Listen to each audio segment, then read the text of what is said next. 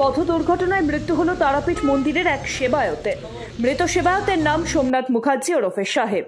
বৃহস্পতিবার রাত্রি 10:30 নাগাদ তাকে রামপুরহাট তারাপীঠ রাস্তায় বড়শাল গ্রামের কাছে রক্তাক্ত অবস্থায় উদ্ধার করেন দমকল বাহিনীর কর্মীরা। তাকে রামপুরহাট গভর্নমেন্ট মেডিকেল কলেজ এবং হাসপাতালে নিয়ে যাওয়া হলে চিকিৎসকেরা তাকে মৃত বলে ঘোষণা করেন। জানা গিয়েছে, বৃহস্পতিবার রাতে তিনি মোটরসাইকেল চালিয়ে রামপুরহাট থেকে তারাপীঠে নিজের বাড়ি ফিরছিলেন। তাকে বড়শাল গ্রামের কাছে রাস্তায় রক্তাক্ত অবস্থায় পড়তে দেখেন পথচারীরা। এলাকার মানুষ পুলিশে খবর দিলে রামপুরহাট দমকল বাহিনীর কর্মীরা ঘটনাস্থলে পৌঁছে তাকে রামপুরহাট গভর্নমেন্ট মেডিকেল কলেজ এবং হাসপাতালে নিয়ে আসা হলে চিকিৎসকেরা তাকে মৃত বলে ঘোষণা করেন।